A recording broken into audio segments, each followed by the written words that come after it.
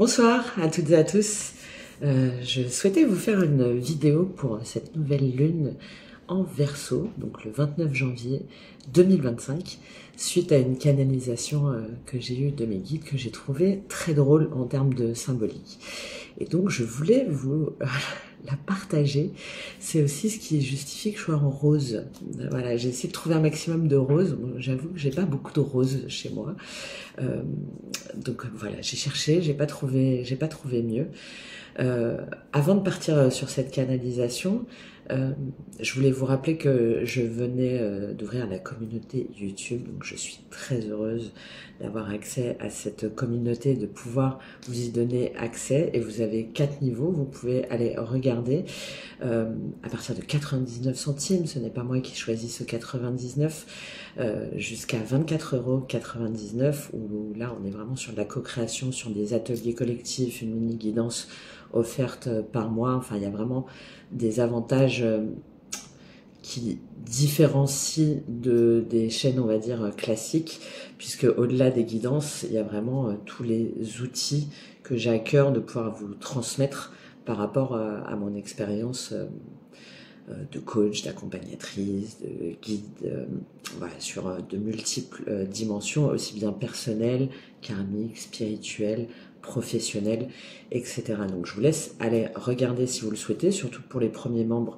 Je réserve quelques petits avantages en termes d'accès, même des 99 centimes. Donc j'espère que vous allez être nombreux, nombreuses à nous rejoindre dans cette communauté pour créer, avancer ensemble.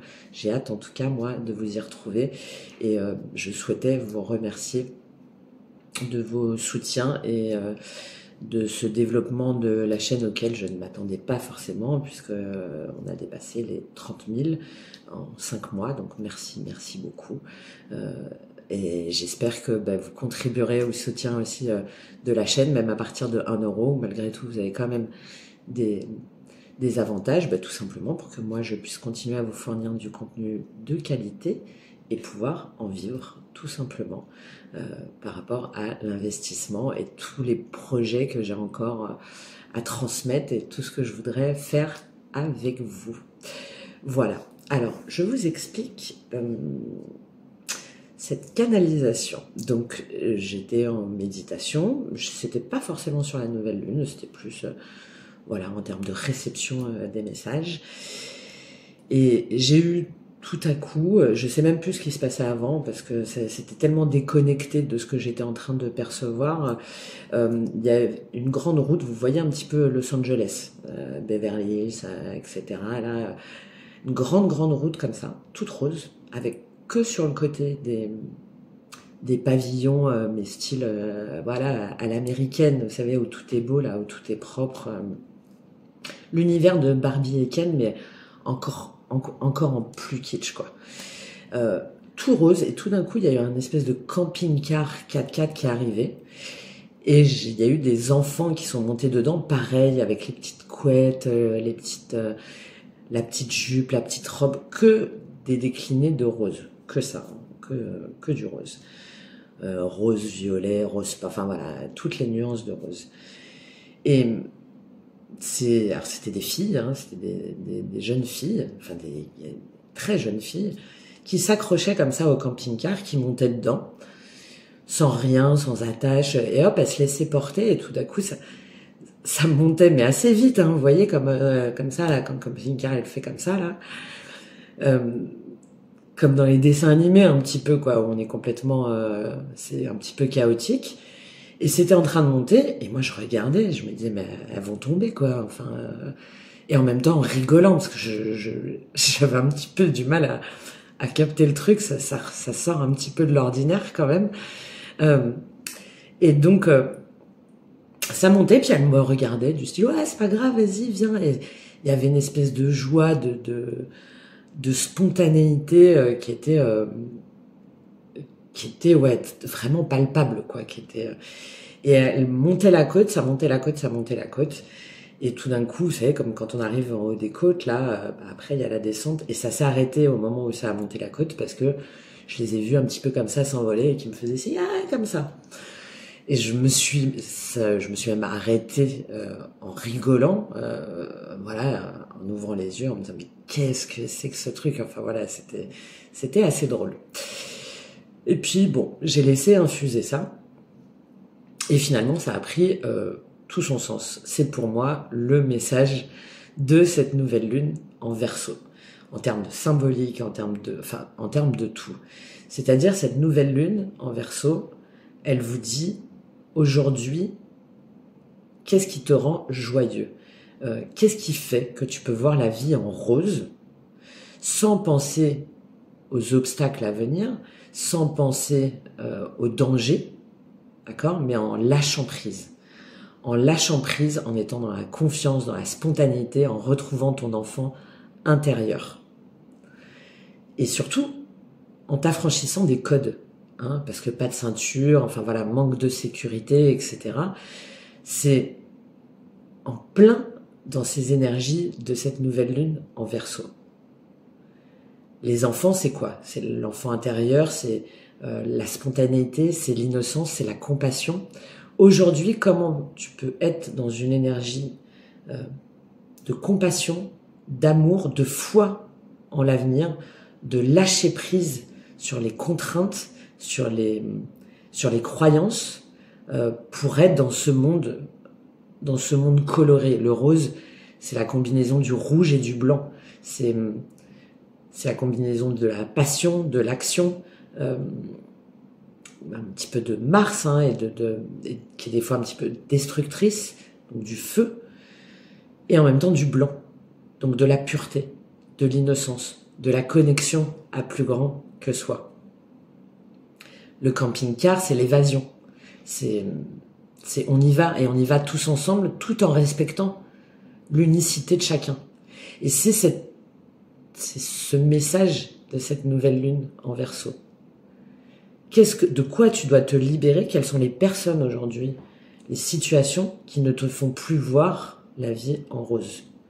Comment est-ce qu'aujourd'hui tu peux t'entourer de personnes qui te rapportent, qui t'amènent cette joie de vivre, qui t'amènent cette innocence, cette pureté, qui te redonne du baume au cœur? C'est ça aussi le rose. C'est la guérison émotionnelle. Comment est-ce qu'aujourd'hui, à toi-même, déjà, tu peux apporter ce baume au cœur? Comment est-ce que tu peux nourrir ton cœur, ouvrir ton cœur et laisser partir ceux qui, au contraire, flétrissent ton cœur, l'assèchent? Et les personnes qui voudraient te retenir, ou même toi, dans tes croyances, de dire mais je m'en fous en fait. C'est ça aussi l'énergie du Verseau. C'est accepter d'être hors cadre, hors norme, et de s'en foutre. Voilà. Vous n'êtes pas d'accord, c'est pas grave. Aujourd'hui, moi, c'est mon chemin. Mon chemin, il m'appartient. C'est ma vision. C'est très visionnaire, le Verseau. C'est axé vers le progrès. Et elle est là, cette côte. Et hop, il y a ça bouge là, comme ça tangue. Mais c'est pas grave. On est toujours joyeux parce qu'on se sent porté vers quoi? Vers quelque chose de plus grand. Vers quelque chose de plus grand que soi. Et c'est aussi ce message-là. C'est comment est-ce qu'aujourd'hui, tu peux te relier à quelque chose de plus grand que toi. Tout ce que tu as vécu là, comment aujourd'hui tu peux t'en affranchir? À quel moment est-ce que tu peux lâcher prise pour faire confiance au voyage qui t'emmène vers quelque chose de plus haut, de plus élevé, de plus connecté à ce que tu vibres aujourd'hui. Après réflexion, alors voilà, je vais vous donner un exemple. Moi, je reçois des canalisations, j'ai des ressentis, etc. Et comme je suis hypersensible, multipotentiel, HPI, blablabla, tout ce qu'il faut, j'ai tendance à vouloir derrière intellectualiser, à vouloir que les choses soient parfaites, soient bien cadrées pour être sûr d'avoir fait tout le tour de la question. Et tant que j'ai pas fait tout le tour, j'ai un peu du mal à passer à l'étape suivante. Bon, évidemment, j'ai beaucoup travaillé là-dessus sur moi, donc j'ai cette capacité maintenant de lâcher prise qui est assez importante par rapport au point de départ. Mais j'ai voulu intégrer tout ça et j'ai voulu au début me dire ok, alors je vais faire une guidance, je vais prendre des messages, je vais aller chercher des infos, etc. Et après, je me suis dit, mais non, en fait, stop, stop. T'as eu ce truc-là, c'est très significatif dans toutes ces symboliques. Donc arrête de chercher plus loin, arrête de vouloir en rajouter encore et encore, arrête de vouloir vérifier les infos, chercher encore plus, allège-toi. Et c'est le message que je voudrais vous faire passer. De quoi est-ce qu'aujourd'hui vous pouvez vous alléger pour avancer comme ces enfants-là que j'ai vus? Où est-ce que vous avez peur de lâcher pour accueillir l'imprévisible? L'imprévisible, mais qui est beaucoup plus beau. Comment est-ce qu'aujourd'hui vous pouvez avancer avec la foi, avec la confiance inébranlable que la vie vous porte? Et comment lâcher aussi derrière ces chaînes, hein? Comment prendre votre envol pour découvrir cette immensité des possibles? Parce qu'on a ça aussi dans ces énergies. On a une connexion spirituelle qui est de plus en plus forte, qui est de plus en plus vibratoire, et vous la sentez, et vous le savez. Et je pense que les messages que vous recevez, cette élévation spirituelle, elle vous fait un peu peur, parce qu'elle vous demande de retrouver cette légèreté et cette insouciance de cet enfant intérieur. Et on est aussi en année serpent de bois. Tiens, ça aussi c'est intéressant, là, au niveau de l'astrologie chinoise. Le serpent de bois, c'est ça. C'est exactement la même dynamique. Comment est-ce que aujourd'hui je peux construire du solide à partir de ce qui m'élève? Vous voyez? Quelles sont aujourd'hui les fondations sur lesquelles moi je veux m'appuyer? Quelles sont celles vers lesquelles je veux aller et qui me permettent de prendre pleinement cet envol, de prendre pleinement ce plus grand que moi qui m'appelle. Est-ce que vous avez besoin de toujours tout contrôler pour vous sentir en sécurité? Et surtout, qu'est-ce que vous devez lâcher? Quelles sont les personnes, les situations, les croyances qui vous font vous sentir en insécurité? Est-ce que ce sont des personnes? Est-ce que ce sont des schémas? Est-ce que ce sont des peurs? Est-ce que ce sont des situations? La peur de perdre, la peur de manquer, la peur d'être seul, la peur d'être abandonné, la peur de ne pas être suivi, la peur de ne pas être compris. Bref, tout ça. Et avec cette couleur du rose, le rose, c'est la confiance en soi, c'est la compassion, c'est l'amour inconditionnel, c'est le partage. Et là, on est dedans. C'est cet amour universel, inconditionnel. Comment aujourd'hui, vous pouvez vous le donner déjà à vous et avec qui vous devez le partager? Il y a une notion de collaboration, vers qui vous devez aller, vers quel projet vous devez vous diriger pour être dans des situations comme ça de transcendance, de transmutation qui vous permettent d'atteindre les sommets auxquels vous aviez peut-être même pas pensé, mais qui correspondent aujourd'hui à vos valeurs et à vos aspirations. Si vous aviez pas peur, si vous aviez pas ces peurs qui peuvent être multiples, aujourd'hui, quelles sont les côtes que vous pourriez gravir avec joie et avec confiance? Voilà, c'est tous ces messages-là. Alors, par quoi ça passe? Parce que du coup, j'ai cherché un petit peu le rose, hein, quand même. Ouais, c'est plus fort que moi. J'ai cette idée aussi de... Vous savez, on retrouve les jeux d'enfants. Cap ou pas cap? De quoi est-ce qu'aujourd'hui, avant, vous vous auriez dit, non, je suis pas cap. Et là, aujourd'hui, ouais, vas-y, je suis cap. Allez, vas-y, je suis cap. En vous mettant en danger, hein, évidemment. Mais c'est... Allez, j'y vais. Ouais, mais il n'y a pas de ceinture, il n'y a pas de... Tu sais pas où tu vas. C'est pas grave, je me sens en confiance. Je sais que ça va bien se passer. Comment vous pouvez faire concrètement là sur cette nouvelle lune, au-delà des conseils classiques qui sont donnés? Donc j'ai cherché au niveau du rose. Alors évidemment, vous avez les pierres liées au rose. Le quartz rose, bien sûr, la guérison émotionnelle, la paix du cœur, hein. La rhodonite, qui est très intéressante. La rhodonite, ça va être lié à la gestion des émotions, à une meilleure acceptation de soi pour pouvoir être mieux en relation avec soi-même et aussi avec les autres. Il y a aussi l'opale rose, donc ça peut être intéressant. Sur les huiles essentielles, vous avez Donc déjà, il y a le jasmin. Le jasmin, ça permet de lâcher prise. Il y a le neroli aussi qui est très intéressant. L'ylang-ylang. Pour retrouver votre clarté mentale, il y a le bois de rose, voilà, tout ce qui va être à base de rose, aussi sur la peau, hein, ça aussi, l'huile de bois de rose, le géranium rosa aussi peut être très intéressant, pour être retrouvé, pour vous élever spirituellement. Pardon. Je vais vous expliquer après pourquoi j'ai ça. Et j'ai remarqué que la plupart des personnes qui faisaient des guidances aussi avaient cette espèce de... C'est pas au niveau de la gorge, c'est ici. Alors c'est normal parce que c'est ce qu'on appelle le chakra thymus, mais je vais en parler après. Comment est-ce que... donc oui, pardon. Au niveau de votre intuition et de votre élévation spirituelle, il y a l'huile essentielle cèdre de l'Atlas qui est très très intéressante, qui est vraiment très bien. J'en ai plus d'autres en tête. Allez-y si vous en avez, mais là j'en ai plus d'autres en tête. J'ai trop de choses dans la tête. Je pense aussi à... Pour pouvoir vous élever, pour pouvoir guérir, il faut vous protéger des émotions négatives et des énergies négatives, hein, qui persistent aussi bien en nous que autour de nous, hein, parce qu'il y en a qui sont pas d'accord, hein, pour cette élévation spirituelle et cette reconnexion à soi et à l'amour universel, évidemment. Il y en a que ça n'arrange pas. Donc on a évidemment la sauge, le palo santo en huile essentielle aussi qui peut être très intéressant.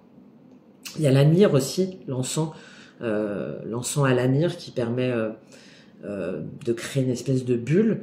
Il y a aussi évidemment par la méditation, la visualisation, hein,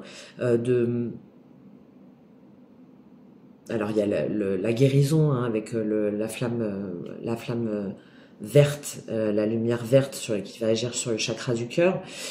Il y a aussi la visualisation positive, hein, de visualisation comme quoi on est entouré de lumière et de pouvoir se purifier aussi. Là, on a le blanc qui va plus apparaître.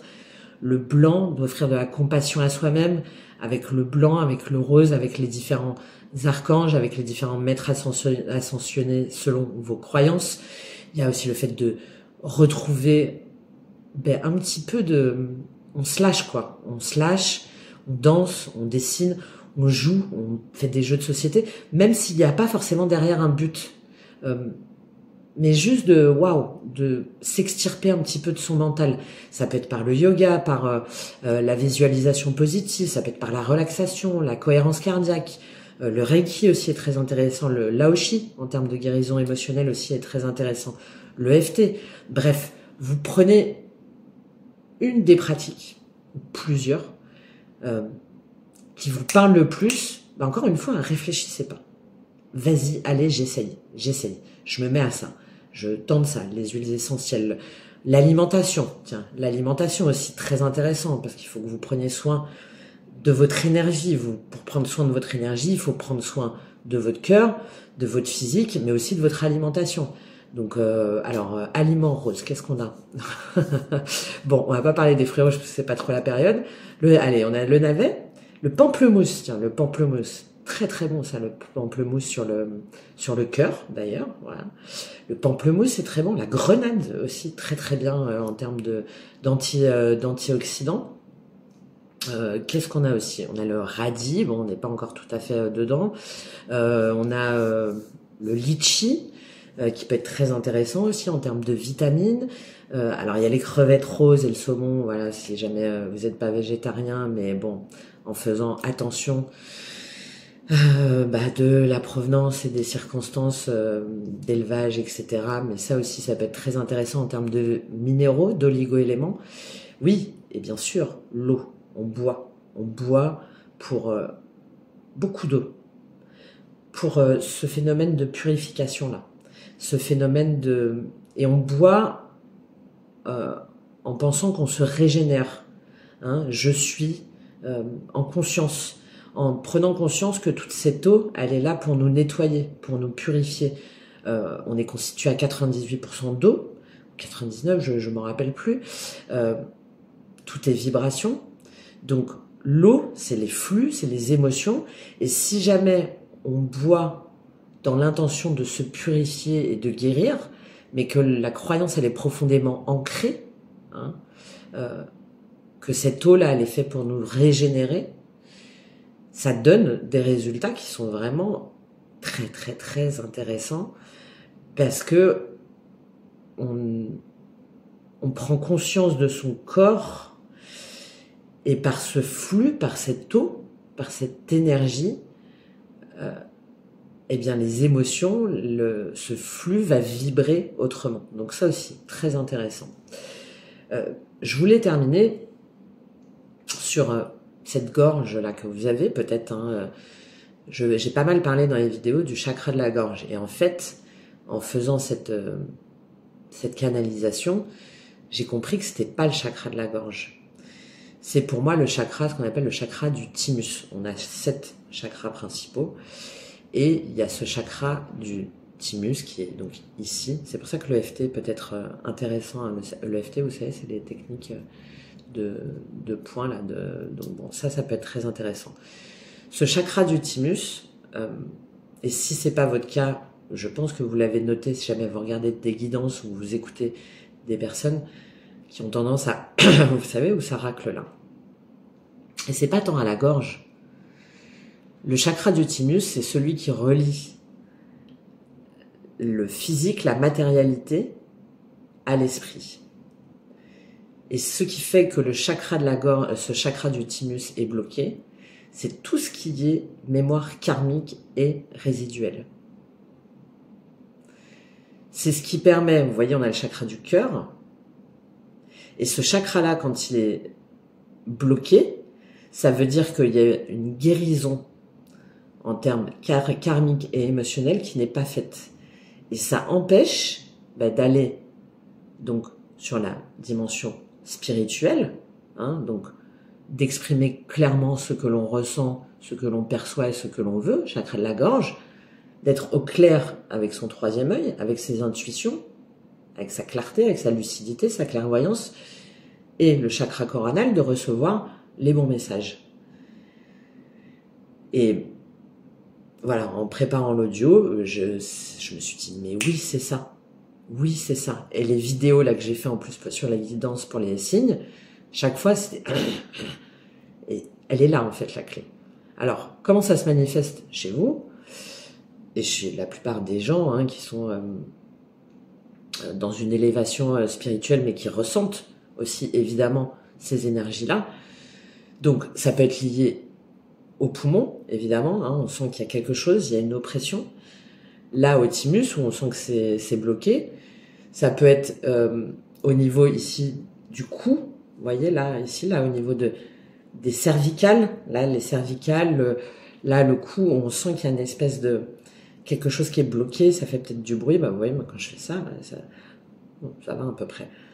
Sa façon de se tenir aussi, on a tendance à être un petit peu comme ça parce qu'on est un petit peu perdu et qu'on ronge. On ronge des choses qu'on n'arrive pas à guérir, on ronge des choses qu'on n'arrive pas à comprendre. Donc ça nous pèse, ça nous oppresse.